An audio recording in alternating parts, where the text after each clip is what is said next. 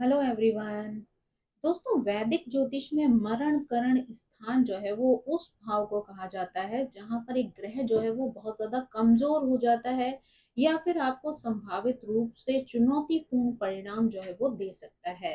कोई ग्रह अपने मरण करण स्थान में स्थित होता है तो वो कई बार अपने सकारात्मक परिणाम देने की जो स्थिति होती है या शक्ति होती है उसको खो देता है और अपने कारकत्व से संबंधित कठिनाइयां या प्रतिकूल परिणाम जो है वो आपके जीवन में ला सकता है।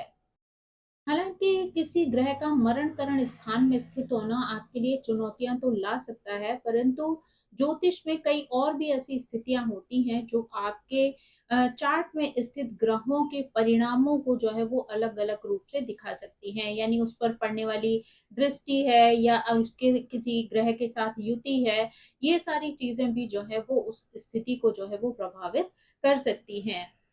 यानी कि कभी कभी किसी व्यक्ति के रूप में भी ऐसी स्थितियां जो है वो पैदा हो जाती हैं जहां पर व्यक्ति अपनी एनर्जी का जो है वो पूर्ण प्रयोग नहीं कर पाता है।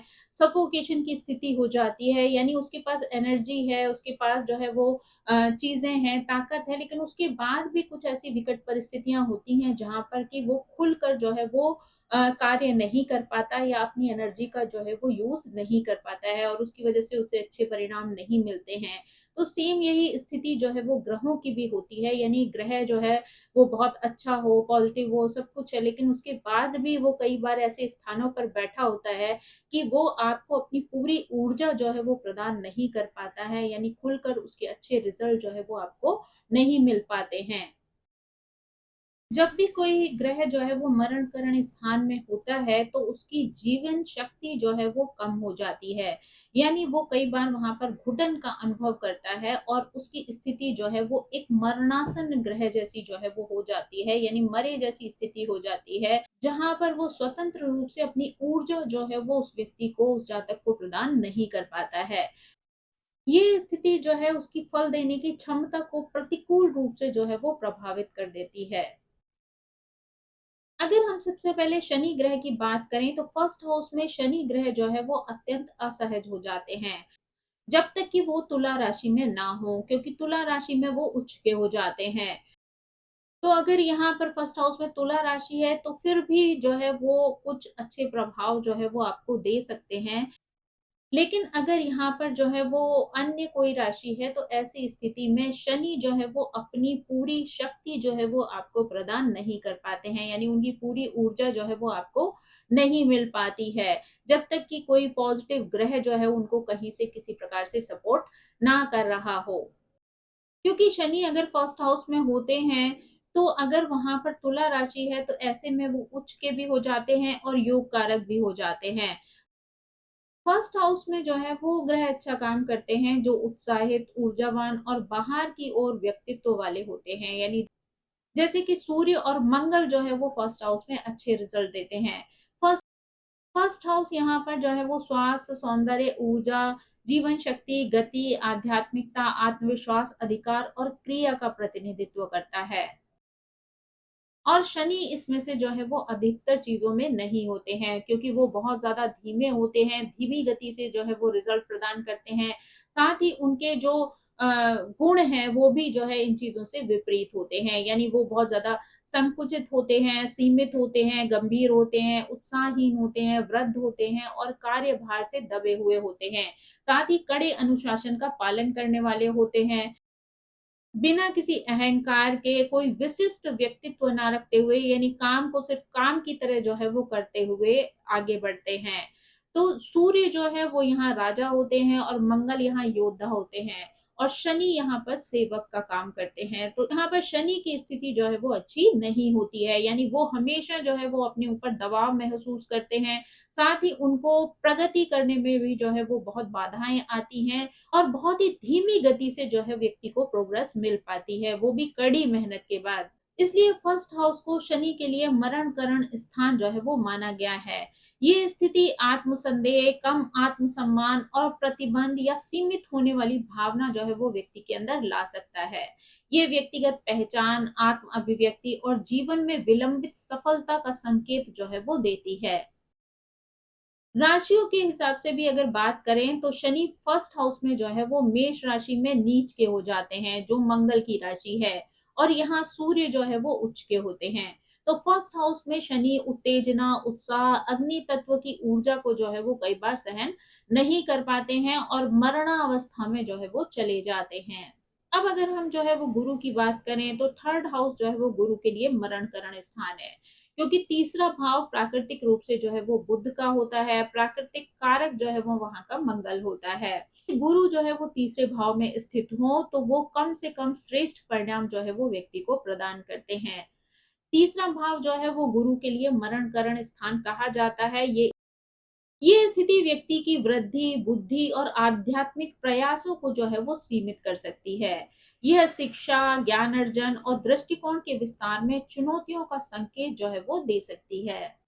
तीसरे भाव में गुरु का होना कुंडली का सबसे खराब भाव बनने की क्षमता होती है, क्योंकि यह द्वंद्व में मन की इच्छाओं से जुड़ा हुआ होता है।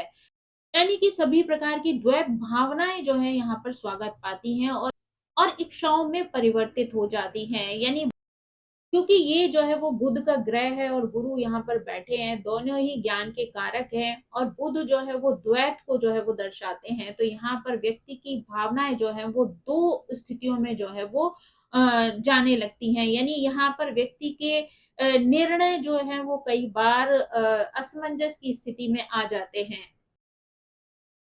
यहाँ पर गुरु जैसे दार्शनिक ग्रह जो है वो तीसरे भाव में द्वंद्व और इच्छाओं में जो है वो डूबा हुआ महसूस करते हैं, जो उनकी मूल प्रकृति के जो है वो पूर्णता विरुद्ध है। गुरु जो है वो चंचल, किशोर, संख्या गणना करने वाले बुध का जो है वो कार्मिक दर्पण है। वह तीसरे भाव में वातावरण में खुद को बहुत ज्यादा असहज महसूस करते हैं, क्योंकि यह भाव जो है वो पराक्रम का है, इसलिए ये मंगल से जुड़ा हुआ है।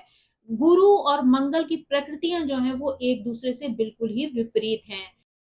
तो यहाँ पर ये स्पष्ट हो जाता है कि गुरु यहाँ पर अपने आप को बहुत ज्यादा सहज महसूस नहीं करते हैं, इसलिए यहाँ पर गुरु के बहुत अच्छे, बहुत ज्यादा पॉजिटिव परिणाम जो है वो व्यक्ति को प्राप्त नहीं होते हैं। यानी कई तरीके की चुनौतियों का सामना जो है वो व्यक्ति को अपने जीवन में करना पड़ सकता है। अब अगर हम जो है वो बुध के बारे में बात करें तो फोर्थ हाउस जो है वो प्राकृतिक रूप से जो है वो चंद्रमा के लिए निर्धारित है, और चौथा भाव जो है वो भावनाओं और सुख से संबंधित होता है। चौथा भाव बुध के लिए जो है वो मरण करण स्थान माना जाता है। ये स्थिति संचार संबंधों और व्यापारिक साझेदारियों में चुनौतियां ला सकती है।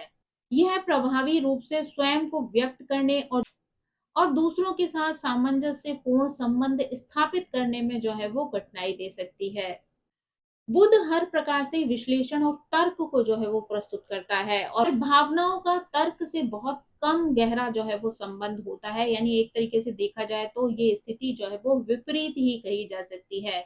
इसलिए यहाँ पर बुध जो है वो अपने आप को खोया हुआ जो है वो महसूस कर सकता है, क्योंकि यहाँ पर बुध जो है वो तर्क करने वाला ग्रह है और चंद्रमा जो है वो बहुत सौम्य और भावनाओं से जुड़ा हुआ है। तो यहाँ पर बुध की स्थिति एकदम विपरीत हो जाती है। बुध जो है वो खुलकर अपने ज्ञान को जो है वो अभिव्यक्त नहीं कर पाता है। चौथा घर जो है वो आपकी भावनात्मक निर्भरता वाले प्रेम को जो है वो प्रस्तुत करता है या उसका प्रतीक माना जा सकता है, और बुध जो है वो एक उद्दंड किशोर बालक की तरह जो है वो बनना पसंद करता है। जब बच्चा थोड़ा सा बड़ा होने लगता है तो कई बार उसे माँ का प्रेम या दुलार जो है वो बहुत ज्यादा अच्छा नहीं लगता है। यानी उनको ये अच्छा नहीं लगता कि लोगों के सामने जो है माँ बहुत ज्यादा लाड़ प्यार करे या बहुत ज्यादा जो है वो अपनी ममता दिखाए या इंटरफियरेंस करे, उसको रोके टोके। तो ये सारी चीजें जो है वो कई बार एक युवा बालक को या एक किशोर बालक को जो है वो बहुत ज्यादा पसंद नहीं आती हैं। तो वहीं बुध की स्थिति भी कुछ यहाँ पर ऐसी ही हो जाती है। यानी बुध को यहाँ पर इमोशंस जो है वो कई बार ऐसे लगते हैं कि जैसे वो उसे बांध रहे हो या किसी चीज में आगे बढ़ने से रोक रहे हो। तो ये स्थिति जो है वो बुध के लिए एक सफोकेशन देने वाली जगह बन जाती है जो है। तो ऐसी स्थिति में बुध के लिए ये जगह जो है वो एक मरण करण स्थान जैसी बन जाती है। चौथे भाव का जो दूसरा पहलू है वो है सुरक्षा और भावनात्मक आराम प्रदान करना। एक अपरिपक्व बुध जो है वो यहाँ की भूमिका में फिट नहीं होता है, यानी पोषण करना उसकी प्रकृति यहाँ पर नहीं होती है। घर है, भूमि है, संपत्ति है, उसका ध्यान रखना एक परिपक्व व्यक्ति का काम होता है। तो यहाँ पर बुध जो है वो अपने आप को इस जिम्मेदारियों से जुड़ा हुआ महसूस नहीं करता है। चौथा घर जो है वो आपके अवचेतन, स्वप्न और अन्य आयामों वाले स्व का योग भी जो है वो दिखाता है।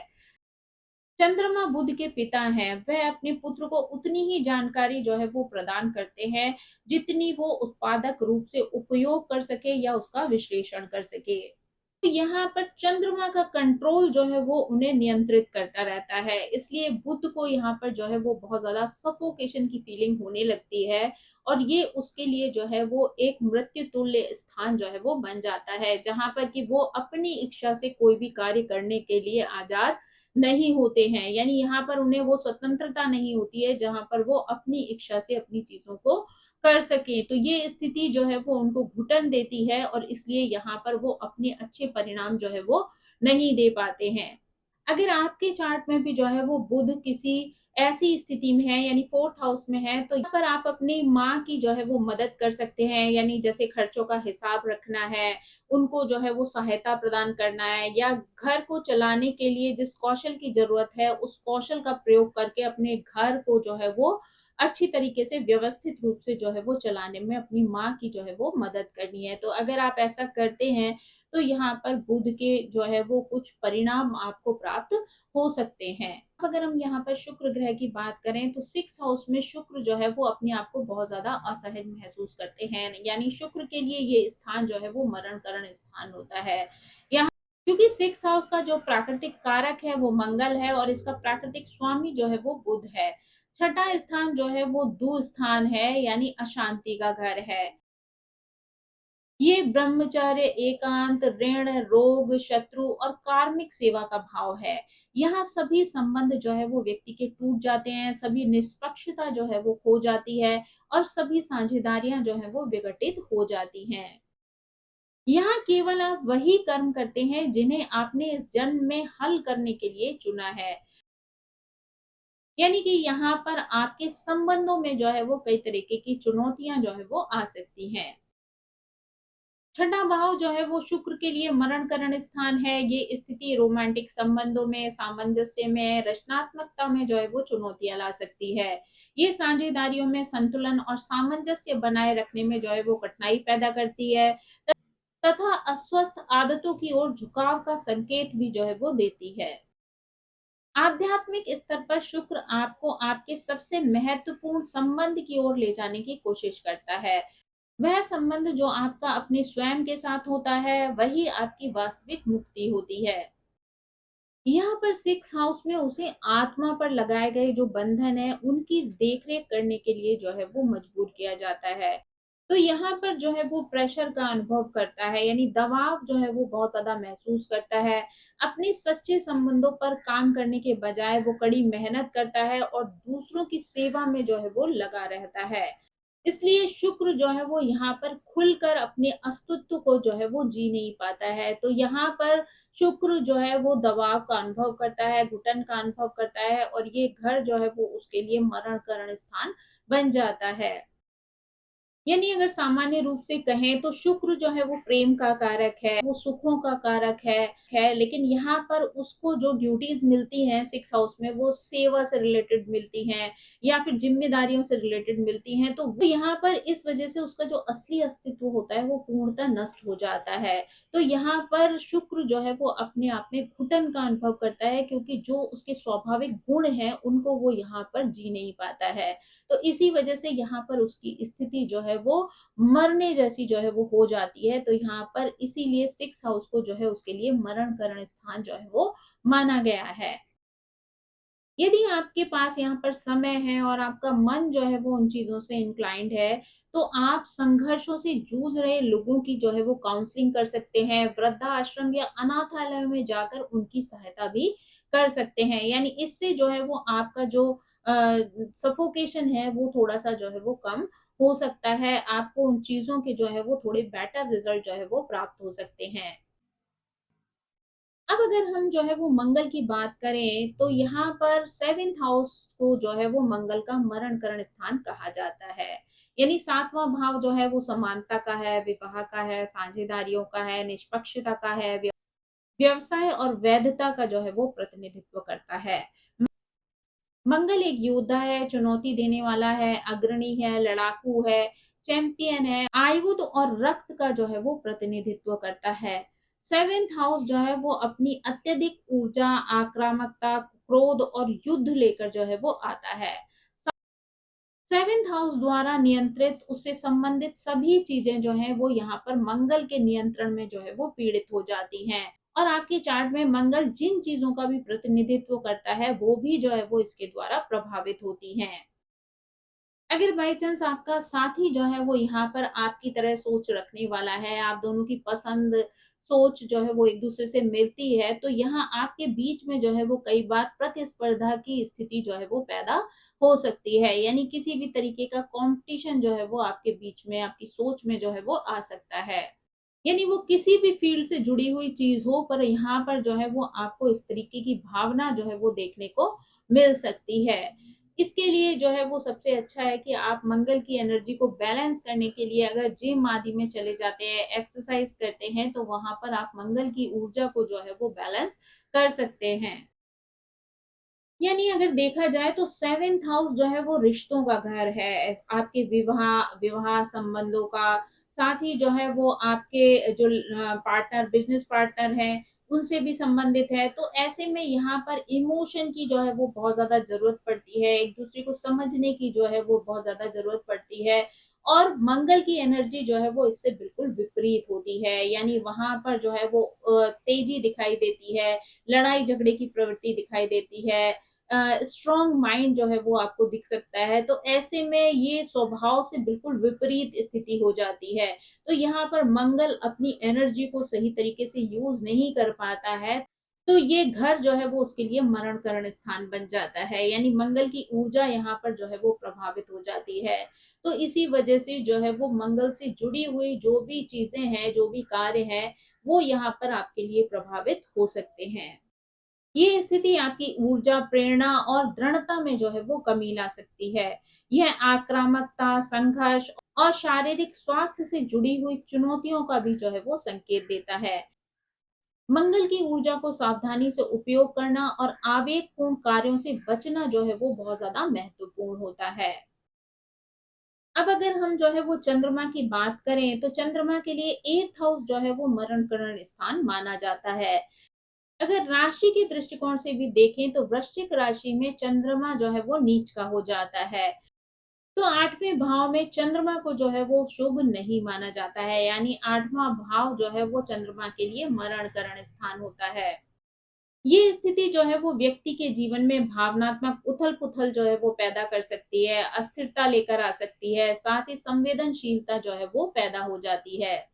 यह संबंधों में संभावित कठिनाइयों, स्वास्थ्य समस्याओं, आर्थिक मामलों में जो है वो चुनौतियों का संकेत दे सकता है। चंद्रमा वो पोषण होता है जो शरीर और मन दोनों का निर्माण करता है। मृत्यु के घर में स्थित ये चंद्रमा मन शरीर को प्रतिकूल रूप से जो है वो प्रभावित कर सकता है। ऐसी कुंडलियों में मात्र प्रेम, पोषण, भावनात्मक सहारा और मानसिक आराम की जो है वो कमी देखने को मिल सकती है। आध्यात्मिक आध्यात्मिक अर्थ में देखें तो चंद्रमा महामाया का प्रतिबिंब है, जो जब जब वह मृत्यु के घर में होता है तो वो अवचेतन रूप से ये महसूस करता है कि वास्तविकता उस भ्रम से जो है वो बिल्कुल भिन्न है। यानी कि जो चीज वो सोच रहा है, महसूस कर रहा है, रियलिटी जो है वो इससे बिल्कुल विपरीत है, जिसकी वजह से वो अपने आप को यहाँ पर बहुत ज्यादा असहज महसूस करता है और ये घर जो है वो उसके लिए मरण करण स्थान बन जाता है। ऐसी स्थिति में किसी गहरी आध्यात्मिक साधना जिसमें कि आप अपनी प्राण ऊर्जा को जो है वो नियंत्रित कर सकें, वो करना जो है वो आपके लिए लाभकारी हो सकता है। यानी जैसे आप ध्यान कर सकते हैं, हठ योग कर सकते हैं, उन चीजों से जो है वो आपको सहायता मिल सकती है। अब अगर हम सूर्य ग्रह की बात करें तो सूर्य ग्रह जो है वो 12वें भाव में अपने आप को बहुत ज्यादा असहज महसूस करता है, क्योंकि ये स्थान उसके लिए मरण करण स्थान है। 12वां भाव जो है वो नींद को दर्शाता है, स्वास्थ्य की खराबी को दर्शाता है, आपकी आध्यात्मिक यात्राओं का संकेत देता है, इंद्रिय सुख है, व्यापक अन्य आयाम है, स्वप्न है और अन्य अवस्थाओं को जो है वो दर्शाता है, और मोक्ष त्रिकोण का रचनात्मक योग भी है। 12th हाउस जो है वो सूर्य के लिए, क्योंकि मरण करण स्थान है, तो यहाँ पर व्यक्ति के कॉन्फिडेंस में कमी कर सकता है, जीवन शक्ति आत्मबोध को जो है वो कमजोर बना सकता है। यह पितृत्व का, करियर का और अधिकार से संबंधित जुड़े हुए जो मामले होते हैं उनमें भी चुनौतियों के संकेत दे सकता है। सूर्य जो है वो व्यक्तित्व, व्यक्तिगत अहंकार, व्यक्तिगत आत्मा, व्यक्तिगत पहचान, तेजस्विता, मन और आत्मा के अच्छे संबंध का जो है वो कारक है। जब 12वें भाव में उसे ये सब चीजों का योगदान करना होता है तो यह उसकी मौलिक प्रकृति के बिल्कुल विपरीत हो जाता है। कुंडली में अपनी भूमिका को भी प्रभावित कर देता है, यानी सूर्य जिन चीजों को देना चाहता है यहाँ पर वो खुद मरण करण स्थान में होता है, क्योंकि ये हानि का स्थान है। तो ऐसे में सूर्य जो चीज आपको प्रदान करे और वो चीजों की जो है वो हानि हो जाए, तो ये बिल्कुल एक विपरीत स्थिति जो है वो हो जाती है, क्योंकि सूर्य जो है वो आपके अंदर एक नवीन चेतना को जो है वो प्रदान करता है। और 12th हाउस में अगर वो स्थिति जो है वो एक उजाले के रूप में व्यक्ति को नहीं मिल पाए, तो सूर्य को जो है वो अपने अंदर असहजता जो है वो अनुभव होती है। इस कारण सूर्य खुलकर जो है वो अपने जो चेतना है, जो उजाला है, जो लाइफ को जो है रोशनी देने की स्थिति है, वो प्रदान नहीं कर पाता। देखा जाए तो ग्रहों के जो मरण करण स्थान होते हैं वहां पर हर ग्रह जो है वो अपनी ऊर्जा का प्रयोग जो है वो खुलकर नहीं कर पाता है। यानी अगर यहाँ पर जो है वो विपरीत राशि होती है या उस घर का जो कारक है वो विपरीत होता है, तो ऐसे में ग्रह वहां पर जो है वो अपना रिजल्ट पूरी तरीके से नहीं देते हैं, क्योंकि वो घर जो है वो उनके लिए मरण करण स्थान बन जाते हैं, जहां पर उनकी ऊर्जा जो है वो अच्छी प्रकार से कार्य नहीं करती है। तो अगर यहाँ कहा जाए तो वो ग्रह जो है वो भौतिक रूप से अच्छे रिजल्ट जो है वो प्रदान नहीं कर पाते हैं, लेकिन जो चीज भौतिक रूप से अच्छी नहीं होती है वो आध्यात्मिक रूप से बहुत ज्यादा अच्छी मानी जा सकती है। यानी अगर उन क्षेत्रों में वो व्यक्ति जो है वो आध्यात्मिक रूप से जो है वो आगे बढ़ता है तो वो चीजें उसके लिए जो है वो पॉजिटिव साबित हो सकती हैं। कि अगर आप अपने चार्ट में देखते हैं कि कुछ ग्रह जो है वो मरण करण स्थिति में है और वो आपके जीवन पर जो है वो किस तरीके का प्रभाव डाल रहे हैं, तो अगर उससे संबंधित कार्यों को जो है वो आप करने की कोशिश करते हैं तो उससे जो है वो उन ग्रहों की स्थिति जो है वो थोड़ी सी बेहतर हो सकती है। यानी यहाँ पर अगर आप विश्लेषण करें तो आपको कुछ ऐसी घटनाएं जो है वो अपने जीवन में दिखाई दे सकती हैं, यानी जिनकी वजह से आपके जीवन में जो है कई तरीके की चुनौतियां जो है वो सामने आ सकती हैं। उनमें से हर घटना का जो लक्ष्य है वो भले ही जो है वो भौतिकता से जुड़ा हुआ ना हो, पर कहीं ना कहीं उन सभी का लक्ष्य जो है वो आध्यात्मिक उन्नति है। तो दोस्तों ये थी जानकारी ग्रहों के मरण करण स्थान से संबंधित, यानी जहां पर ग्रह अपनी ऊर्जा का प्रयोग जो है वो खुलकर नहीं कर पाते हैं, लेकिन उसके रिजल्ट जो है वो बाकी अन्य अवस्थाओं पर भी जो है वो काफी कुछ निर्भर करते हैं। तो अगर आप अन्य चीजों का सहारा लेकर उस ग्रह को जो है वो ऊर्जा प्रदान करते हैं तो आप अपने जीवन में उन ग्रहों का भी जो है वो लाभ प्राप्त कर सकते हैं। आई होप ये जानकारी आपको पसंद आई होगी। Thank you so much. मेरी आप सभी से रिक्वेस्ट है कि प्लीज मेरे चैनल को सब्सक्राइब करें, लाइक करें, शेयर करें और कमेंट करके इसी तरह मुझे प्रेरित करते रहें। So thank you so much. Bye bye.